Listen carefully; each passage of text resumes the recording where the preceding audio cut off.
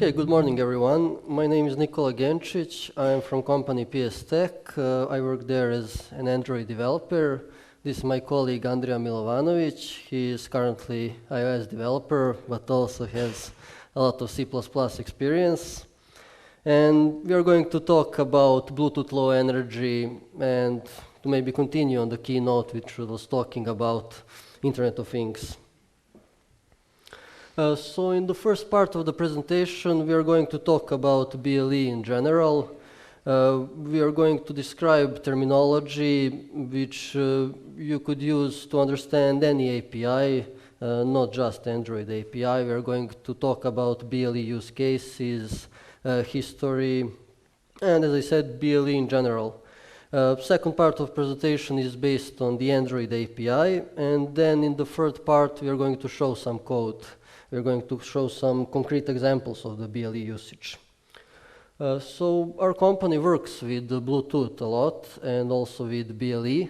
So we have some commercial experience and I hope we can share some of that with you. Another name for Bluetooth Low Energy is Bluetooth Smart.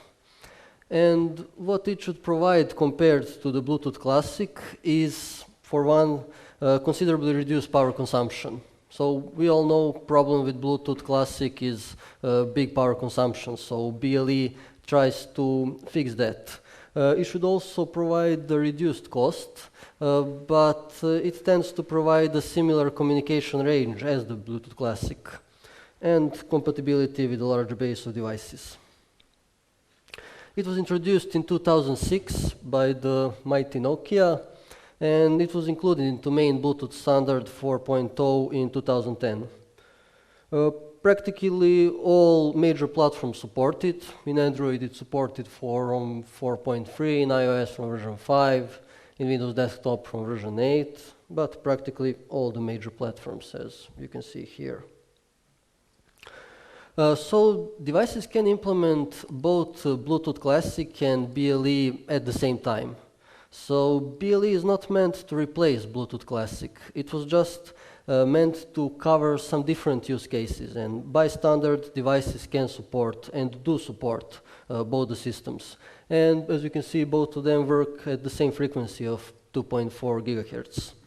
And actual use cases and markets that BLE targets are smart home, health and fitness. So in order to communicate over Bluetooth, a device must implement one or more Bluetooth profiles. So what are Bluetooth profiles? Well, Bluetooth profile is just a specification of rules how the two devices communicate. So it just defines a set of rules how two devices should communicate over the link. And to better understand what is a Bluetooth profile, I have given some concrete examples. If your device wants to stream music, so if you have Bluetooth headphones, they probably implement this advanced audio distribution profile, A2DP. On the other hand, for remote control, you should use this audio-video remote control profile. And then Bluetooth headsets, which provide hands-free phone calls, they implement hands-free profile, HFP.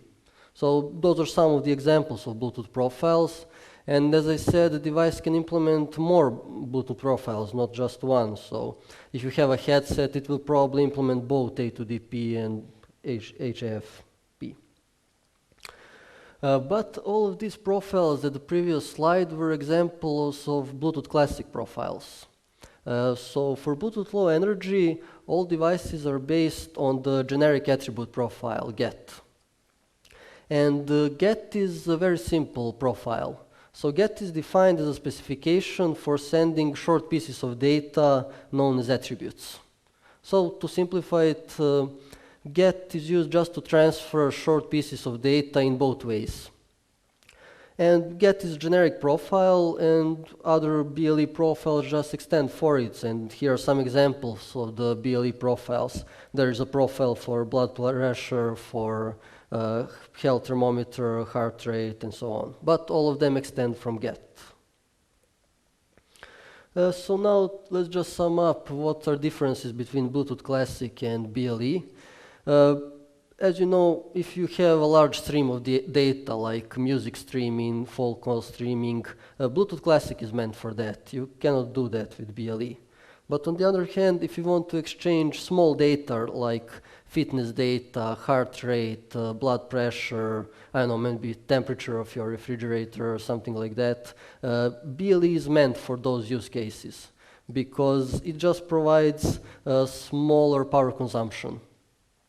But smaller power consumption has a cost. So as you can see, data rate over BLE is roughly compared 3 times lower. But on the other hand, for these use cases like fitness and health, you don't need a big data rate. On the other hand, power consumption is 2 times lower for the BLE opposing to the Bluetooth Classic.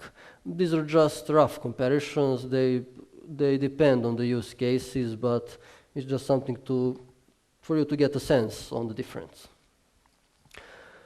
So we're now going to talk about a little bit of terminology in the GET profile. GET supports a client-server architecture. So in communication, one device is a client and second one is the server.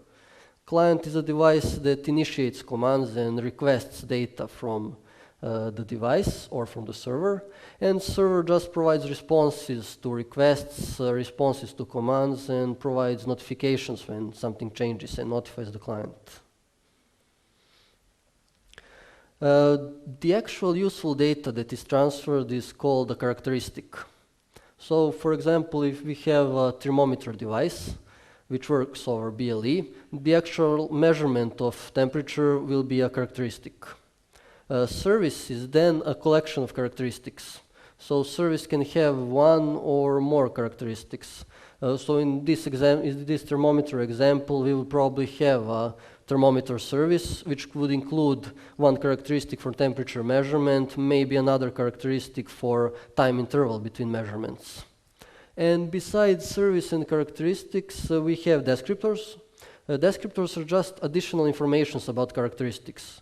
So for temperature measurement, we could have a descriptor that describes units, descriptors that describe range of the value. Descriptors are not mandatory, so characteristic doesn't need to have descriptors, or it could have many descriptors. So I have illustrated all of that in this diagram. Again, we have this thermometer device. In this case, it provides 2 services, thermometer service and device information service. This device information service is a generic service that most of the devices provide. So it just provides some general information about the device, like serial number and manufacturer name. So that service in this example will have 2 characteristics, serial number and manufacturer name, and then each of them can have their own descriptors. On the other hand, we have that thermometer service, which is something that's specific to this device. It will have characteristic for temperature value, then that characteristic could have multiple descriptors. As for the security, to communicate over BLE, you don't need the standard Bluetooth pairing. So you can communicate with the device even if you are not paired. But then communication is not encrypted. If you want an encrypted communication, you need to pair the 2 devices. And after they are paired, you can get that encrypted communication. So in Android and iOS, I'm not sure about other platforms, but this is something where I tried it out. If you try to read a characteristic that's scripted or try to send some scripted data, Android and iOS will automatically start the bonding process. You will get an error, meaning that you don't have enough permissions to operate with that characteristic. And once the bonding is done, and when you want to again read that characteristic, then you'll get a success. So how do we identify characteristic services and so on? Well, we do that using UIDs. So UIDs are unique identifiers for services, characteristics, and descriptors. In this second bullet, you can see the format of the UIDs. How do they look like? Also, device has the so-called primary services that are the primary functions of the device, but besides that, it could also have some auxiliary services which are referred as secondary services. So there are some reserved UIDs. there is, as I mentioned, that device generic access service. It will have a standard UID, which you can explore at this link at the end at developer Bluetooth.org. Then, for example, for the standard battery service, it has a reserved UID, which you can find out at this link and in documentations. Characteristic for the standard battery level is also reserved. So there is a set of reserved UIDs, but on the other hand, manufacturers can try to acquire some custom UIDs for their custom services and custom characteristics. So now let's see what we can do over the GET, which kind of messages we can exchange, in general, how the protocol works. The first step in communication is probably to discover all the services the devices provide. So as I said, UIDs are unique identifiers of services. So usually the first operation in your applications will be to discover UIDs of all the services. Once you discover the list of services, you can find one concrete service using its UID. For one service, you can discover all the characteristics that it contains. And then again, you can find specific characteristic you are interested in, again using its UID. For characteristic, we can read all the descriptors. But after the discovery, after we have discovered all the services and characteristics, we want to fetch some useful data. So in order to use that, there is operation read value by specifying UID of the characteristic. So by reading the characteristic, you get the useful value you are interested in. On the other hand, communication is in two ways. If characteristics have write permissions, you can also write characteristic to the server. At the end, you don't need to poll the device. You don't need to read characteristics all the time. You can register for GET notifications, and then you can receive an alert when a characteristic changes asynchronously by the device. So this is just interesting information about battery impact of the BLE. There was a research where they used those proximity beacons, and they found out that they can operate even for 1 or even 2 years with just a small 1000 milliamperes coin battery. So that's just a demonstration of the power usage of the BLE. Okay, now in the second part, I'm going to talk about Android API. I might go a little bit quicker through this because in the third part, I'm going to show code samples so you can see that API in action. As I mentioned, BLE is introduced in Android version 4.3, but only in the central role. So what does central role mean? Well, central and peripheral role apply to the BLE connection. A device which is in central role scans for other devices, so it searches for other devices, and device which is in peripheral role advertises its presence. So if one device is advertising, which is a peripheral, and if we scan, we are going to find out that device. So this picture maybe illustrates this. Here we have some kind of heart monitor device, which is a peripheral in this case. And we can have a phone, a laptop, or a tablet that operates as a central. So our phone will scan and heart monitor will advertise. In this case, peripheral is a server, so it provides data, it provides heart rate in this example, and our phone is the client. It requires data, it requires heart rate data. But peripheral can also be a client, and central can be a server. So it's not mandatory that peripheral needs to be a server, but usually that's the case. So this is the most common use case. And for that peripheral role, API is introduced in Android 5.0, but only the API.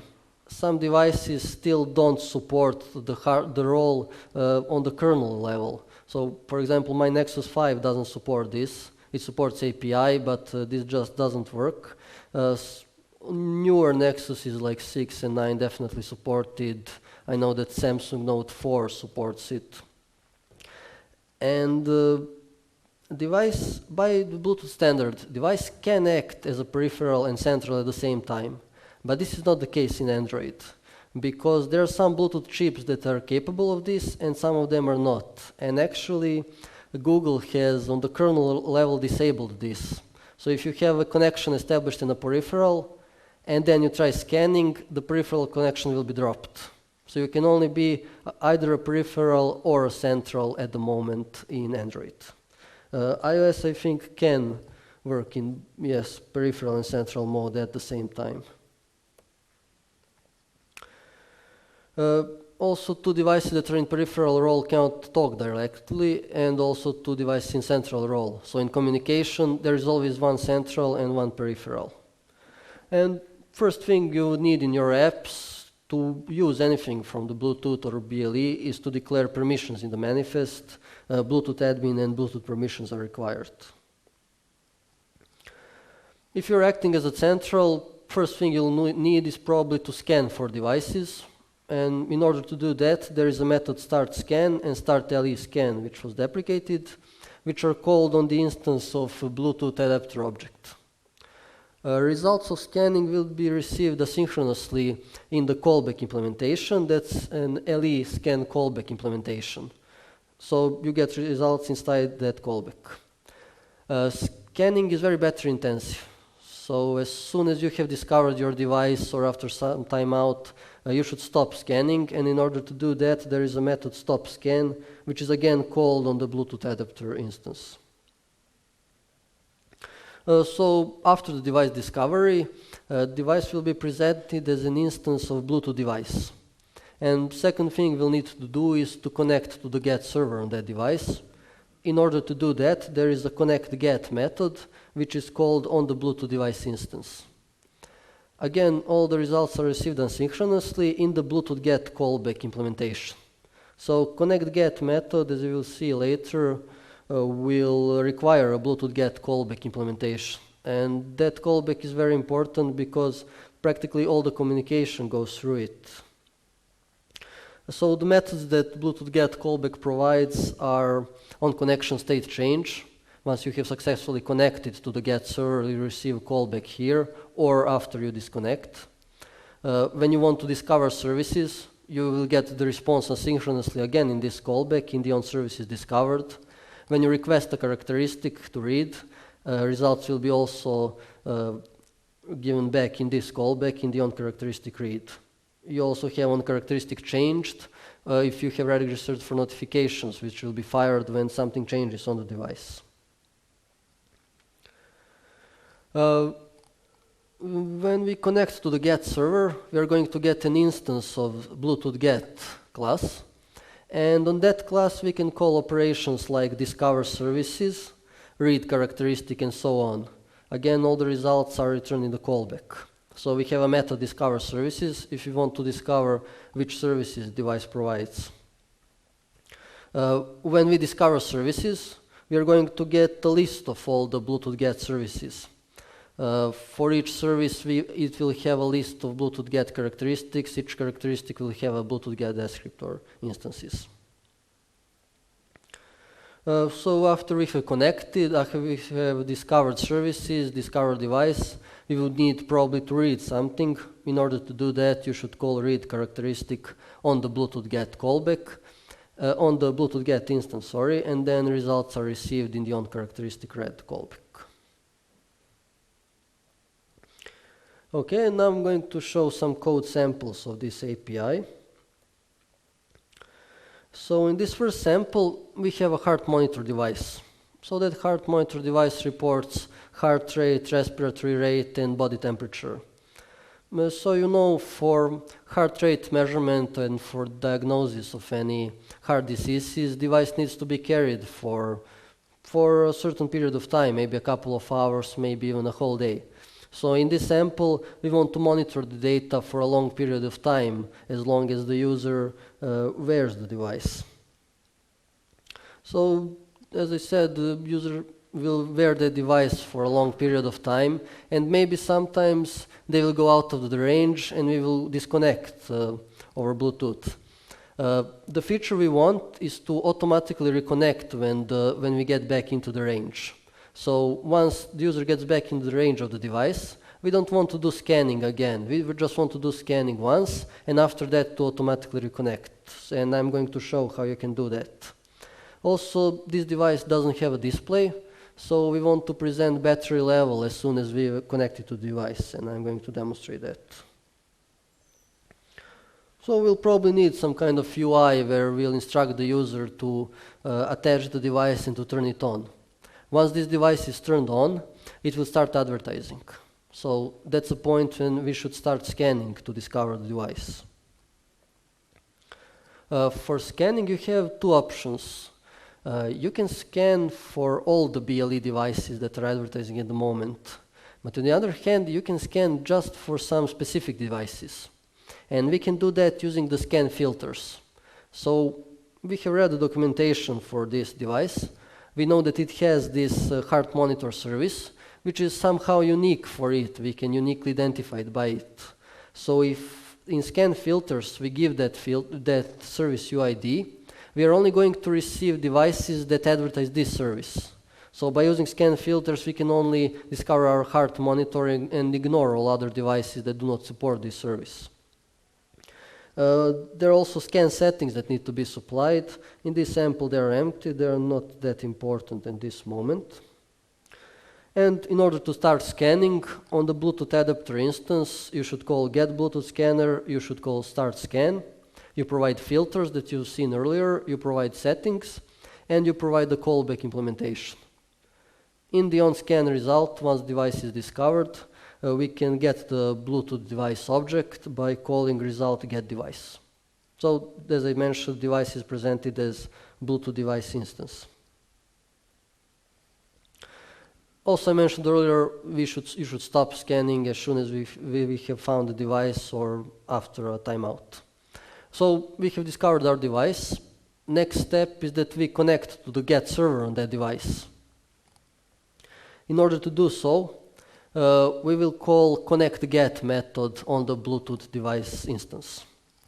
It requires three parameters: context, a flag, and that Bluetooth get callback implementation.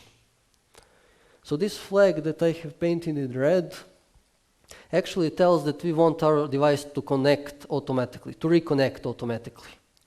So once we have connected for the first time, we will receive on connection state change.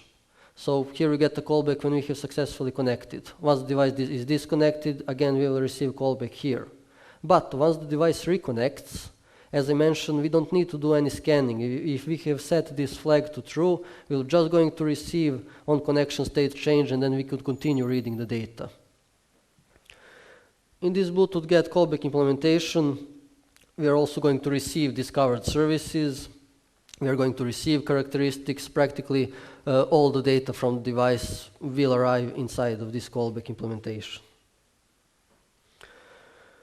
So after we have connected to the device, we want to call discover services so we can so we can obtain instances of the services that the device provides. And as I mentioned earlier, we will receive a callback in the on services discovered asynchronously. All the communication is asynchronous. And after we have discovered services, we are going to get a list of get characteristics, get descriptors, and we can then use them to obtain the data. So as I mentioned, we don't want to poll the device. We want our heart monitor to notify us as soon as it has measured the new heart rate.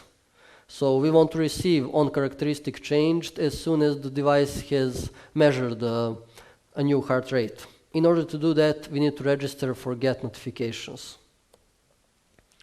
So we have a list of discovered services. We first find our heart monitor service we are interested in. Then we find our heart monitor alert, which actually presents alert when the heart rate changes.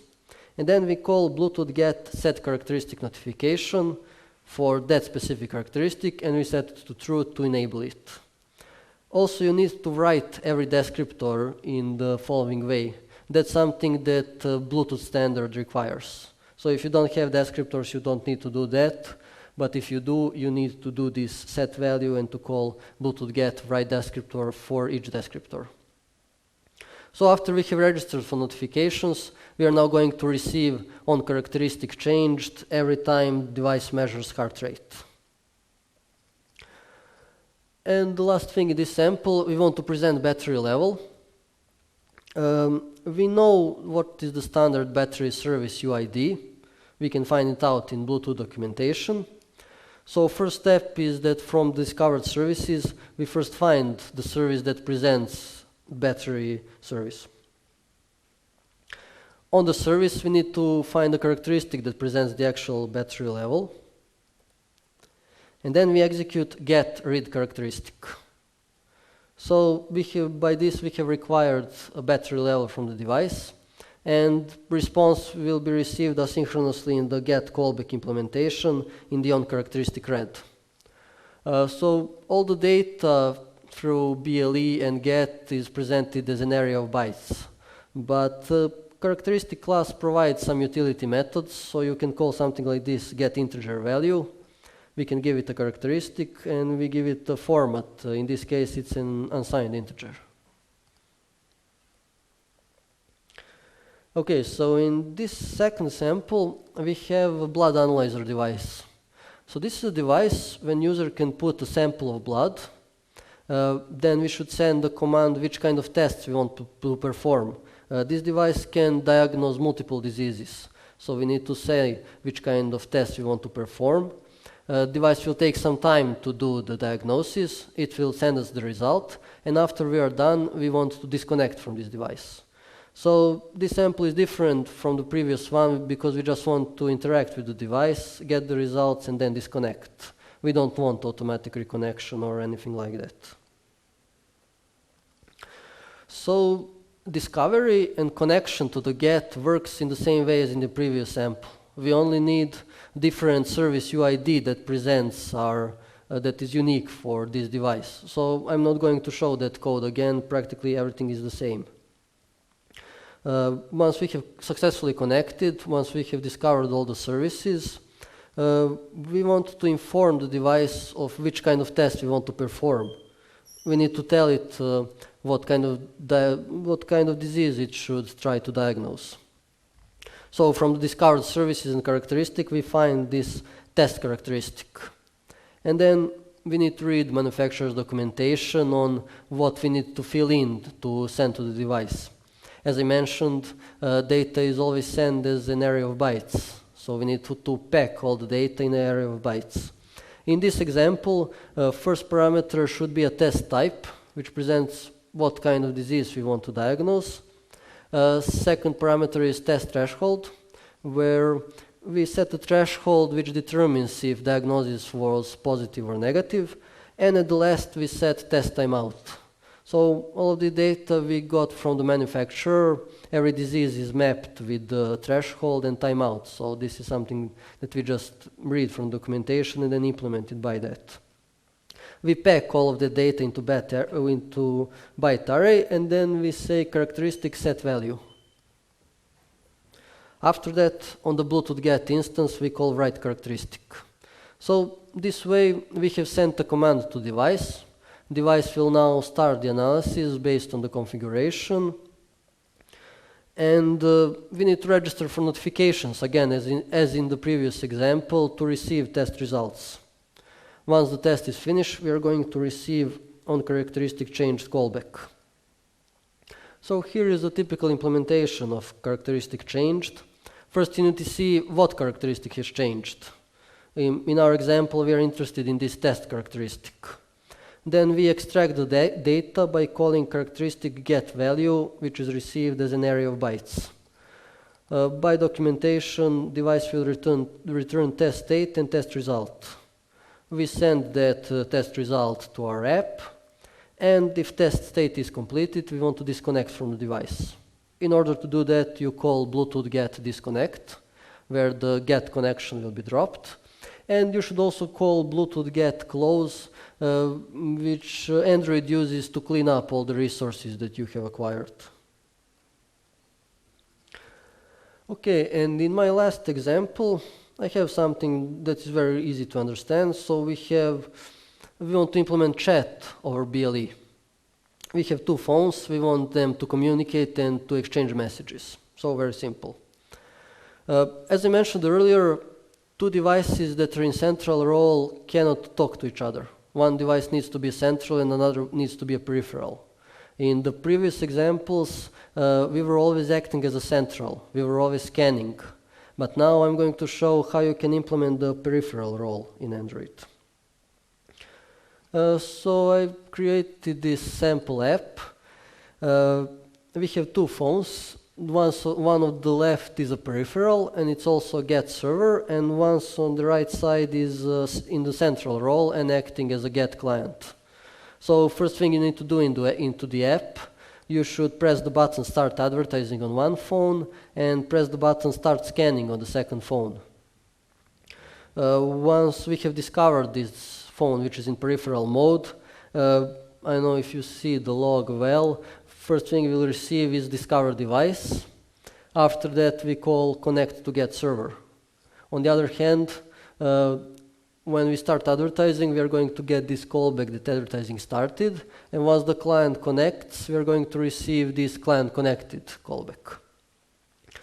Device which is in central role then discovers services. I have listed out some of the services. I have this chat service which has UID 1802, and I also have a chat characteristic. When we have discovered services, we register for notifications. Again, everything the same as in the previous examples. But in order to send a message, I'm going to show how that is implemented. And once the message is received on the central, we will receive this characteristic changed callback, which is logged here. You can find the full source of the application in this GitHub account. I'm now just going to show some key areas of the code without going into too much details, but if you're interested, you can clone this repository.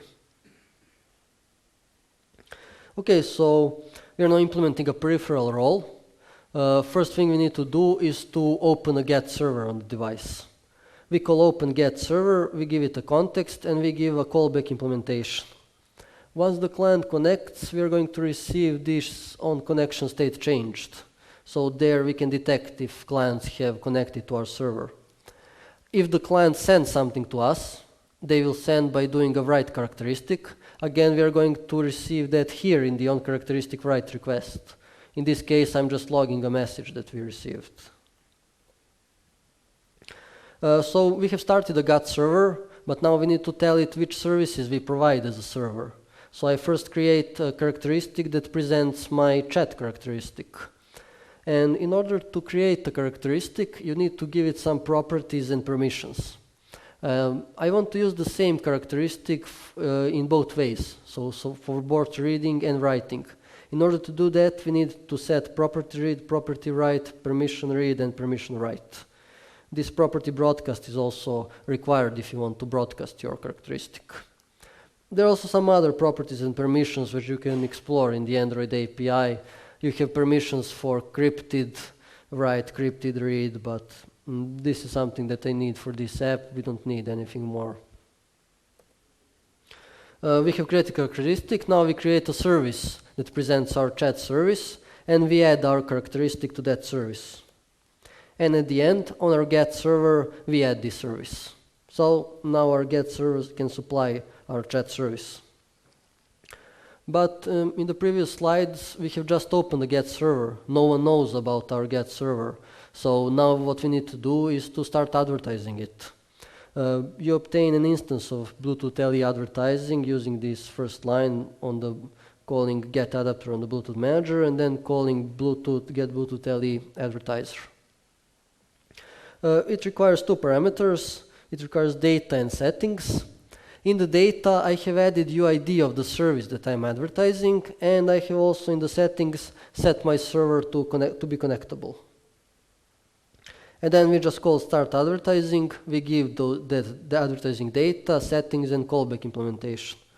This callback doesn't have anything useful. It just provides you callback if you have successfully started to advertise or not. Okay, so in order to send a message from peripheral to central, we obtain our characteristic. We call setValue. Here I'm giving it as a string, and characteristic has some utility methods which will convert that string to the array of bytes. And on our GET server instance, we call notify characteristic changed. we give a connected device, and we give characteristic. And the last flag says if we want to wait for response, but in this case we don't. So if a client has registered for notifications, each time we call notify characteristic changed, client is going to receive on characteristic changed. So then how to communicate in the opposite way? I also want to send messages from that right phone central to the peripheral. We do scanning, connection, services discovery, everything the same as in the previous examples. But now on the discovered characteristics, we again set value with some message, and on our get we call write characteristic. And then our peripheral and server will receive on characteristic write request. Okay, that's it. Do you have any questions? We also have this.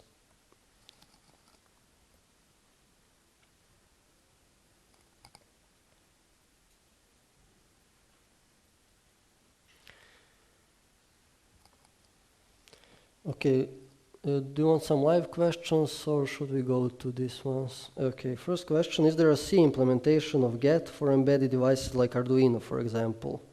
Our company on one project actually worked with Arduino, so I'm not sure in which language did they implement the BLE communication. Arduino Blend, yes. Well, yes, there is a C implementation, so we used Arduino Blend. That was our simulator of real devices, because the guys that worked with well, they didn't have the actual devices, but the way to mimic the real data, we used Arduino. So yes, there is an implementation, and you can write C code for the Arduino Blend.